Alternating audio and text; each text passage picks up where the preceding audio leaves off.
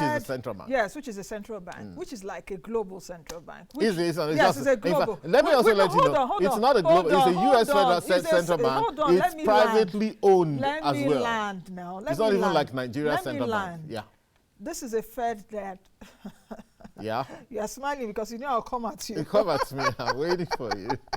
Yeah. This is a Fed that prints the dollar. Absolutely. Well, the dollar is like, yes. Plus or minus. Yes, exactly. And the dollar, it's like exactly the major currency of the world. You can exchange the dollar for any currency, which Nigeria does not have the luxury. Absolutely. Agreed. You understand? This is an economy that you're talking about that is the biggest economy in the world.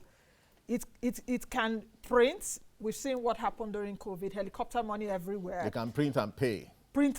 Nigeria does not have the luxury. Yes. Nigeria does not have the luxury. Okay, see what we've done with the ways and means which you mentioned. That has really put us into it's not supposed to put us into trouble. My research shows you shouldn't put us into that much trouble. That's the truth. In fact, I realized that the U.S. debt has grown from 2016. As at 2016, the U.S. debt was $16 trillion. The economy was $16 trillion. As of today, the U.S. debt is $32 trillion, has doubled since then, and the economy has grown to 23 trillion. The same for the UK. The same for the UK. No, wait. Okay, let's talk about UK. Can we talk about UK? It's also the same. No, it's not quite the same. The UK doesn't have that much, leverage to print and pay. Therefore, it owes, for example. But I'm saying that what we have realized is that, look, but the pound is a bit stronger than the US dollar. Apart from again, now that they're having issues. You know that we always talk about that again, because again, why should the pound even be stronger than the US dollar? The economy is not as big. The economy is not as complex, And so why should it be? For those people who try to tell me that the currency value is just a measure of the sophistication, that's not only, it's also a measure of, it's partly.